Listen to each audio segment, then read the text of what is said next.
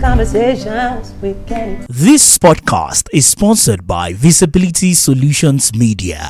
Conversations don't just reveal the truth, conversation shapes culture. Welcome to another edition of Conversations with Kenni. Today on the show, I'm excited because I have an amazing young Nigerian. He's a phenomenal actor, a versatile role interpreter. Join me in welcoming phenomenal Ebisan Arayi. Yes, Ebisan Arayi. Ebisan Arayi, welcome to the show. Thank you very much, boss. Yeah, great to have you. Okay, let's talk about. You started out as a kid actor a couple of years back. How has culture shaped you as an actor? Like, I don't know if you had to take it from the culture, meaning maybe tradition or culture, meaning way of life. How has it shaped you? Okay, so first off, I grew up with my grandmother, and growing up with grandparents, usually you are taught properly in the school of thought that culture is culture. You must follow the norms. You must be ethical. You must be morally inclined. You must wake up and greet your elders. You must know when to carry a lady's bag. You must know that you don't let older people carry heavy stuffs, or so I've been brought up from that perspective through my grandmother's eyes, through our own experience, into my own mother's arms, through our own experience, my dad's uncles, aunties. So I've had a whole society of people who believe in culture as in culture, literally train me, and that has helped shape me in the sense that I'm the man that I am today, knowing that we must be moral. In everything we do in this life, we must know that, okay, there are consequences when you go against certain moralities that your culture has taught you. For example, if you steal, you see those videos of guys dancing these days. No thief for this particular period. If you thief for this particular period, or you go dance, or you go, there's so many crazy things going on right now. So I've been taught that if you steal, you get beaten. If you steal, biblically, you're going to hell. All those kind of things. So we know that we shouldn't veer into areas that are not, morally inclined or are not okay to culture or to the general public. That nobody wants to be called an Ole. So at least I have had my parents train me in that direction, and it has shaped me to be the man that I am today, to know that Baba, good name is better than gold and silver. So talking about, you mentioned two influential figures in your life. Right. Your mom, your grandmom. Yes, how have they been able to, was your growing up, did they help you to cultivate your acting talent in any way? Either of them, your mom or your grandmother? My grandmother was very versatile, speaking different languages. My grandmother could speak, if I'm correct, about 13 different languages in Nigeria. Right? And watching her was like watching her speak Hausa, Yoruba, Igbo, and other languages was very interesting for me. For my mother's sake, my mother is Iyabolawani, the Iyabolawani. Oh, wow. Right, and she was an actress? Yes, my mother was an actress and a TV host for the Maggie Family Menu. For over 14 years, she ran that program. And she taught quite a number of Nigerian millennials today, and the generations a bit older than the millennials, the baby boomers or so, so she taught quite a number of them how to cook on TV, and having before to see YouTube. my mom, before YouTube, exactly. So before you have all your social media influencers that call themselves chefs these days, because there are a lot of chefs online that we all know that social media, private, before we had all those private chefs or social media chefs, my mother is a chef. These are the ones that really did the whole home economics thing, the whole cooking thing, the whole catering, all the different trainings and all that. She's where she is today because of that. And yes, my mom was a very big influence in my life as to acting, because growing up, I can remember that I saw my mom on TV one day, and I was in my grandmother's house, and I'm like, I went to behind the TV to see. That's how young I was. You know what it means for a child to go behind the TV to try and look for the person he's seen on the screen. That's how young I was seeing my mother on TV, and I'm like, I want to be in that box too. So that's how far back I've always wanted to be in that box, that TV box. So we're looking like probably 5-6 years old. You know, so my mom has influenced my life in acting since then. Yes, so please. you know, when I started out, I mentioned you starting out on the Charlie Boy Kiddie show. Yes, Charlie Boy's Kiddie shows back in the days. Back in the day. So how has that helped you, you know, to the point? How was that exposure? Okay, so basically I grew up in, now that I've mentioned Charlie Boy's Kiddie show, Charlie Boy used to have this production house called New Wave Production. Yeah. And whenever I'm on holidays, I go to the studio with my mom. So I grew up around cameras, lights, mics, sounds, different things. You know, so growing up in should I say office spaces like that, you know, recorders and all those things. Growing up in an office space like that, you obviously know that you are either by hook or by crook going to veer into that area. It is in a chance of 100%, right? It is only like what 10% of the time that people with such background do not veer into that same, you know. You see some of them ending up as, I mean, I have friends that we used to do all these things together growing up. Some of them are doctors today, some are this today. And then one of my guys called me 2 weeks ago and said, Ebisan, I knew this was always going to be your line, because he had just seen a movie I did online, Took and Play. It's on YouTube, Took and Play is on YouTube. So he called me from Germany. He's a doctor in Germany. You know, I said, bro, I just watched a movie on YouTube. Nice one, man. Growing up as kids, I knew that you were one of the person amongst our group who would continue in this line, because he was also, you know, in studio with us, with my mom. You know, it was like a family friend. We all grew up together. You know, so yeah, that definitely influenced me to the man that I am today in the industry. Fantastic. How do you handle the challenges of being an actor in terms of the inconsistency of the income? Right now, in the age of social media, Right. actors, if you say actors now, what? So how do you undo that? So when you love something, they say love dies, right? When you have passion for something, they say passion too can die. I mean, because I love you with a passion, and tomorrow you've broken up with the girl or the guy, you know. But when something is your way of life, when something is your culture, you don't see the challenges. Instead, you see those challenges as like a growing point, you know, something that pushes you, you know, like a propeller. It pushes you to want to even do more, even want to be more, even want to be better. You know, concerning the finances, I mean, bro, there's no job in this life that you don't have ups and downs where, you know, sometimes you have challenges with finances. Same here as acting. The script might not come as much as you want it to. You know, sometimes the pay might come. I mean, as a very young actor, yes, sometimes the pay is really shitty. In fact, not sometimes, the pay is shitty as a young actor. But over time, as you're growing, your pay becomes better, especially when you know what you're doing. I mean, I sit in here, I can say I've been paid 50,000 for 3 days before. Oh, wow. Yeah, to shoot for 3 days. But now you cannot talk to me with a 500,000 for 3 days. You can't talk to me with that. You have to talk to me with more than that. So just 3 days. Now that we're talking about money, what do you consider when you are approached? Do you consider the storyline or do you consider the fee? The character is very, very important, because an actor's character is how, like what I've just said, social media shapes society or cultures these days, right? So now, when you consider your character that you are playing in the movie and you see the kind of character that it is, you need to consider that to see if that character is strong enough, if that character is inclined with who you are, or you have to create a new personality for that character, right? So that's the first point of consideration. Another is the story. Is the story heavy enough? Does it have depth? Or is it just by the time we start shooting, you already know it ends? By the time you start watching, you already know it ends. And I'm so grateful to God that right now we have quite a number of storytellers in Nigeria that are doing a fantastic job by, you know, creating more depth now in movies.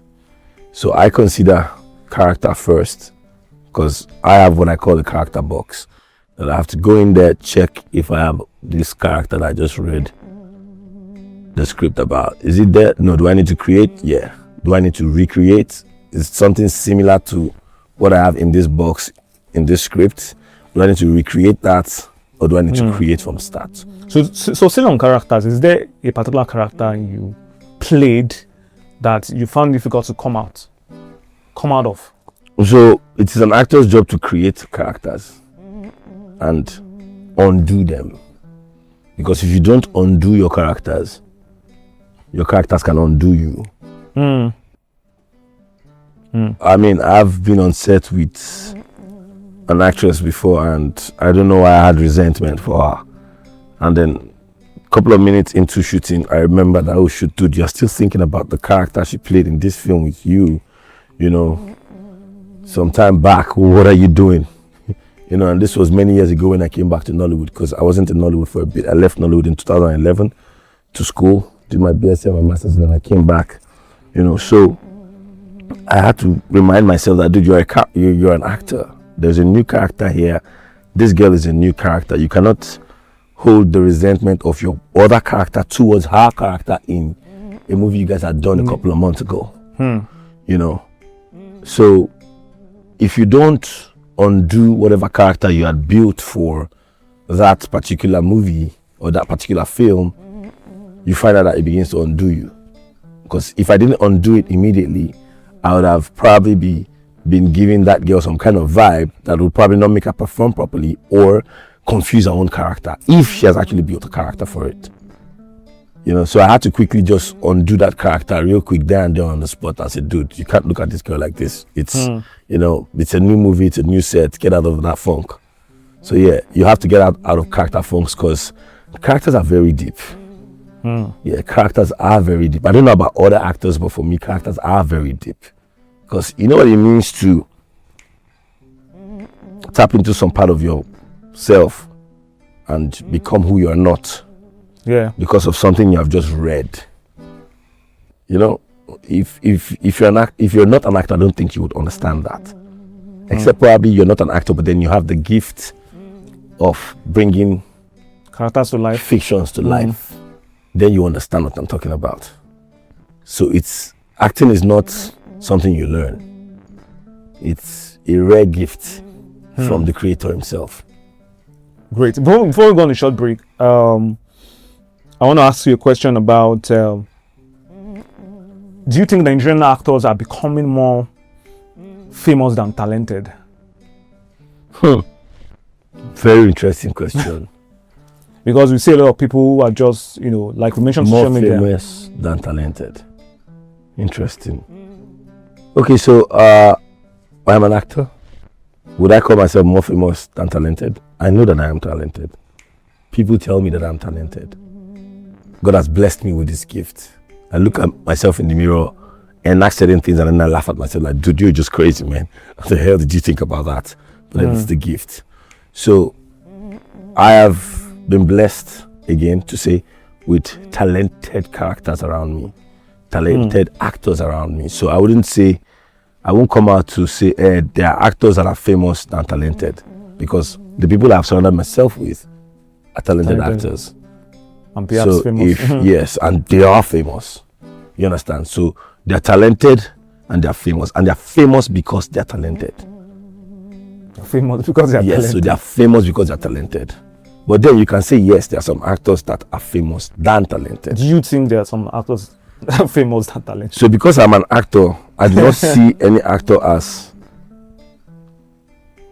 famous than talented. For you to have become famous, that means you are talented. Something, somehow, has pushed you into fame. You're tempting me, but let's go on a short break. I would like to tempt you, please. Let's go on a short break. When we come back from the break, I want to get your opinion about reality TV stars who venture into Nollywood. Right, okay. When we come back from the break, the conversation continues. Be back.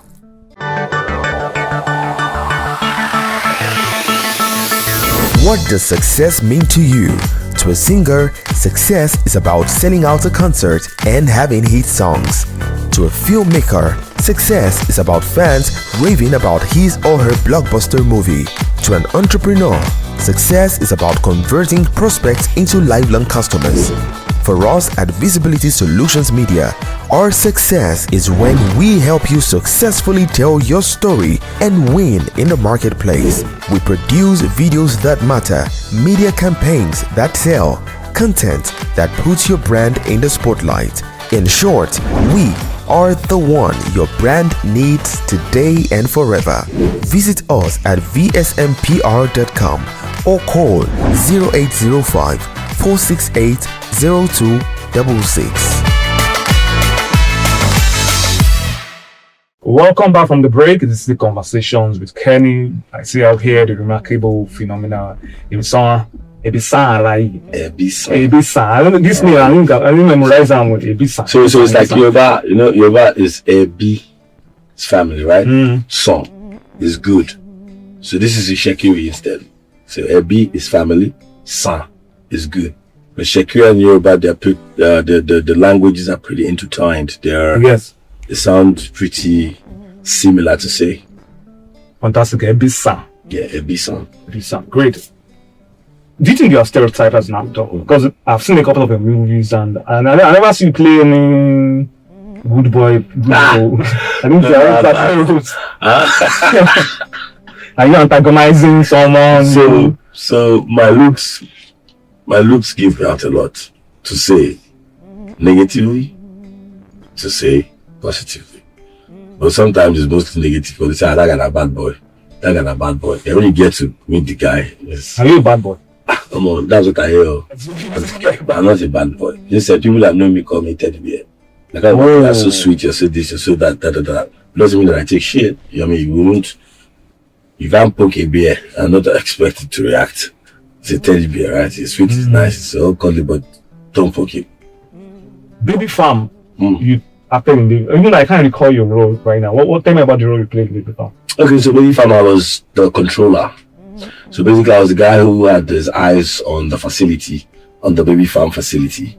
Because Baby Farm was a movie about these two white doctors, foreign doctors, who claimed to be doing, IVF for people, help people get babies. But apparently they were literally farming babies. Pregnant women, they take their babies, sell the baby off, get young girls, get them pregnant, sell the baby off and all that. So I was the eye of the facility, the one who was overseeing the entire facility. I was the guy on the green suit, steady moving around and, making sure that there's no escape from the facility, and anybody that tried to escape, you get to meet my gun. How did you get the role? Did you had to audition or? Okay, so I just sent a quick video to somebody who knew about the production, and then the producer then saw the video like, okay, yeah, this guy's good, and over time the producer is now like a family friend as well. So you saw the video and called you. I was impressed. Yes, please. Oh, great. Reality TV stars venturing into Nollywood, big Nigerian stars, and some have been able to make their mark. Some have not been able to make their mark. What do you think about? Do you think Nollywood should be like for lack of a better, dumping ground for? So I'm sure if you ask this question to some of the veterans, they'll be very mad at you. Because Nollywood is not a dumping ground. Nollywood is a ground for stars, for raw talent. And you have answered your own question by yourself by saying some of them make it, some of them don't make it in Nollywood. If you make it in Nollywood, then that means you have talent. We have some of them with numbers and still can't act, bro.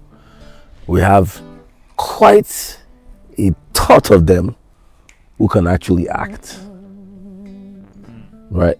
And I mean, my friend Shialo is a fantastic actor. In fact, he was an actor before he got onto Big Brother. Yeah. So he's a fantastic actor. I think this babe too is not such a bad actress herself. Licorose also is Licorose. Yeah. She's one always doing that thing with Saga. With Saga, right? His name is Saga, yes? Yes. So the both of them, I think they're also good actors as well, So yeah, we can have a few of them that's come out from there and they are good actors. If you think Nollywood is a dumping ground, come and try. What is your dream role? What is my dream role? As an actor, you shouldn't have one dream role. Every role should be a dream for you. But what is that one role you look forward to playing? Make I rephrase the question. I've played quite a number of roles, and the one role I feel like I'm still looking forward to play is an actor with probably 3 different personalities. Yeah, where in the space of 1 minute, 3 different persons speaks through me. Three different characters speaks through me. Something cynical. Yeah. That'll be great to see. Right. What's your weirdest experience with a fan? Be female fan, you know, we hear stories of people Oh stalking. God, I've had a female fan texted my ex before to say, he's an actor, what the fuck do you expect? Sorry, pardon my language. He's an actor, what the hell do you expect? Girls would be on him. Oh wow. So what happened? Was that okay? It's called the person your ex. Was that what broke the relationship? No. It wasn't. It's just time and time. So what's the general? How do you relate with your female fans? Do you have boundaries? So, like I'd said earlier, if you notice, I grew up with a lot of women around me. You know, so I feel like I have a good relationship with women, and then sometimes it gets me into trouble with my partners or my partner. You know, they feel like, oh, you're being too free with these people, and this is just who I am. Then, as my partner, if you don't know that this is who I am, then that means you really don't know me to actually call me your partner, because I can build a relationship with my female fan base. It shouldn't affect you if you trust me, because I am for you, right, as my woman, and I'm for them as an actor, as a celebrity, as somebody that they know on TV. So obviously it's two different stories.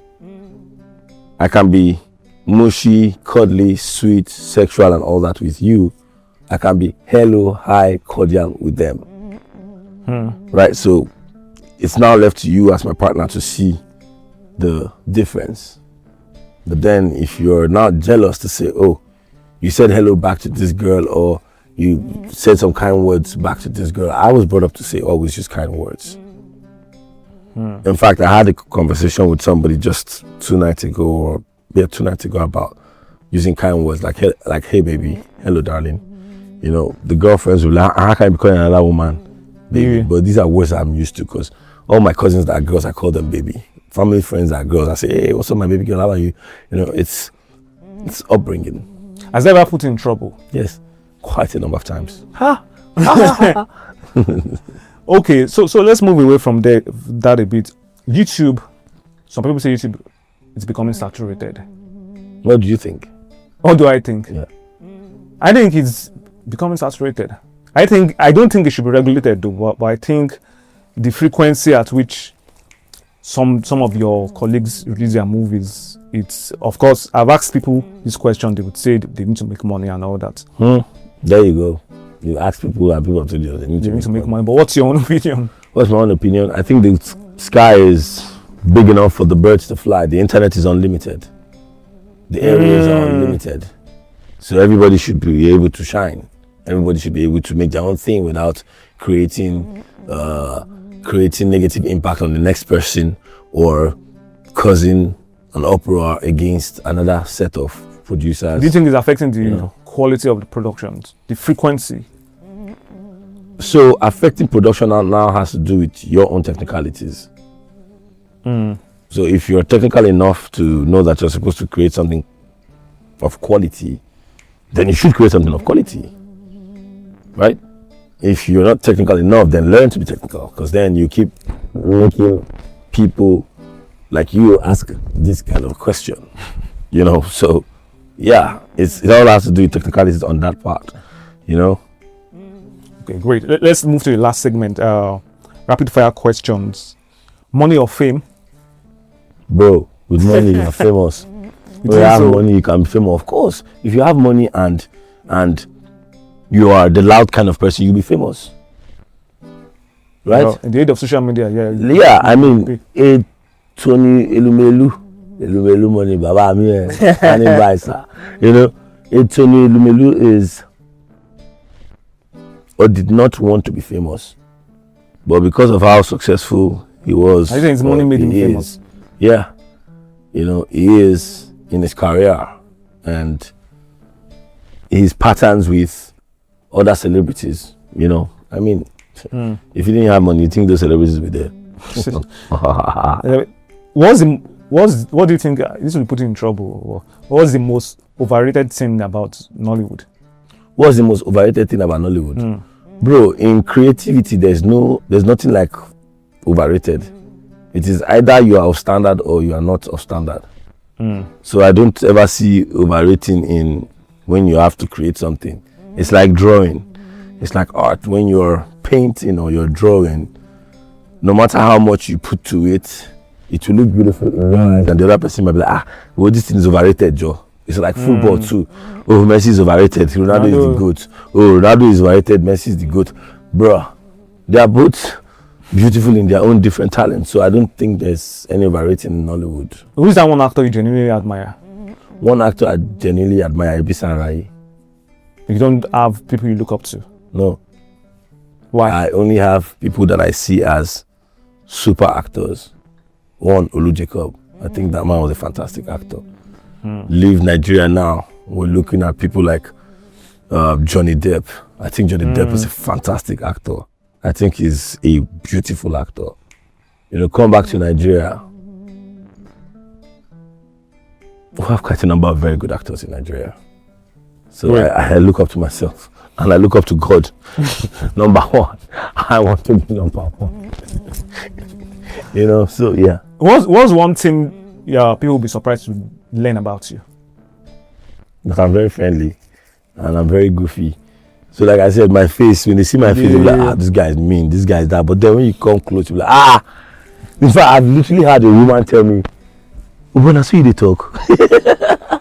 Because she sees me on TV, you know, she's seen me a couple of times, and so she's a church member, right? Yeah, my former church, to say, you know, and she sees me, she's always like, hello, you know, I greet and I pass. So one day we were all in the same space, and I was just gisting with some of my guys, and apparently she was beside me, and I really didn't know. And then she looked and said, excuse me, that's how they talk.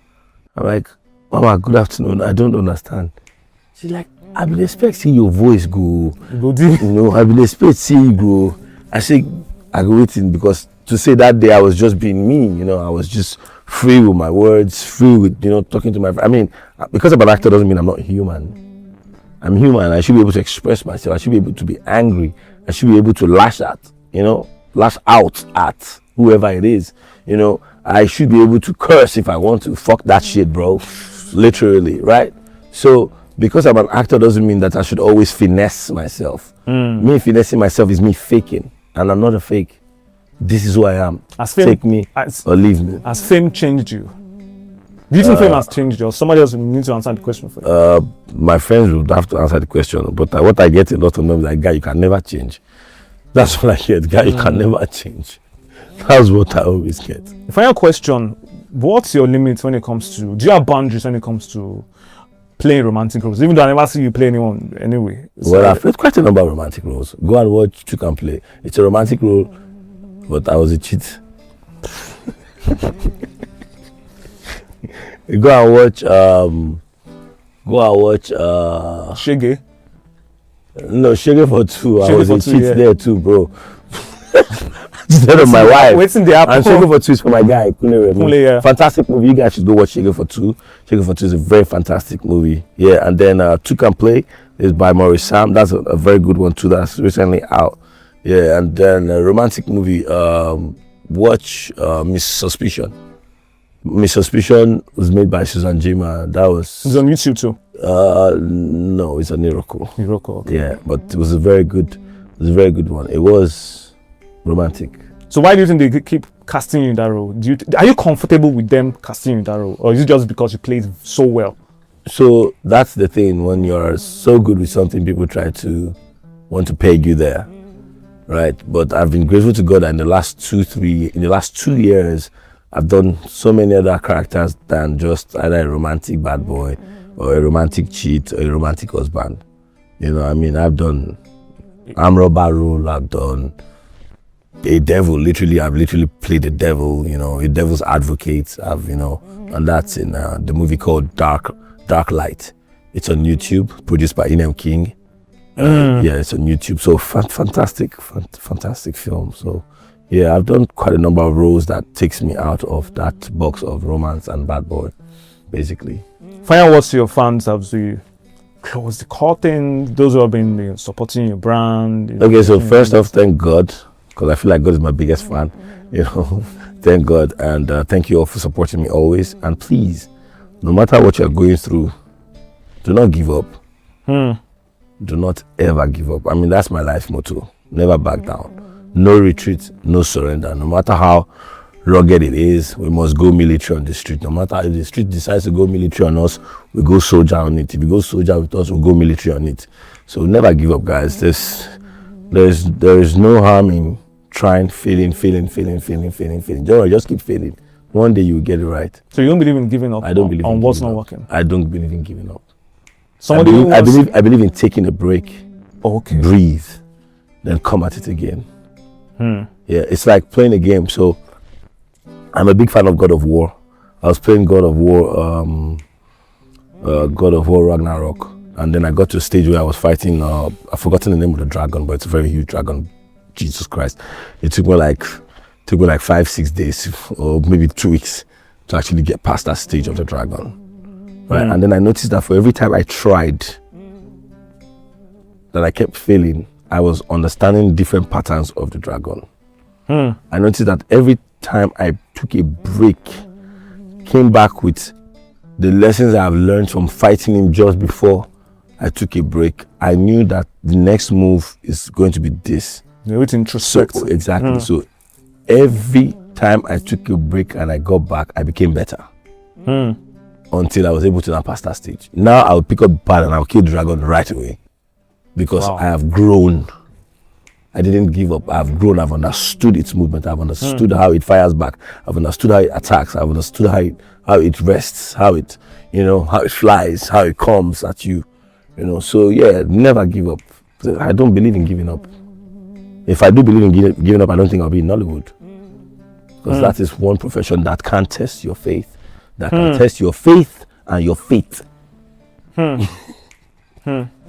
Everything and now you want to drop punchline. Bro, that's the truth now. Fantastic. You're preaching like you realize we just shout hallelujah. No, shout hallelujah if you want. Hallelujah. Thank God. I never seen you play the role of a pastor anyways. Yeah, this dark light I told you of, I was almost like a bad pastor. In fact, I converted a pastor into the demonic kingdom. Oh wow. We need to see the movie. Dark light. We need to see the movie. Yeah. I want to thank you for coming on the show. I want to present my book to you. Oh, cool. Media Money. Oh, Media Money. Look at that, Baba. You got to give me some of this. Guys, Media Money by Kenni. I just said. Yes. I'm hoping that Kenni is about to give me some media money right here, man. And let me make the Nollywood money too. Of course, man, bro. Join us. We are open. We're here. We're right here. Thank you for coming on the show. I want to appreciate you for. I wish you the best. Your final words. Is it for me? Don't give up. Whatever you're doing. Yes, don't give up on whatever you're doing, because there's the word on the street that says, "Who no go, no." Now you ain't good, I know. So keep going until you know. Because if you stop, you never know. Fantastic. So don't give up, man. Don't give up from Ebisan Arayi. That means the show for today. Don't give up. Keep living your dreams. God bless you. Amen.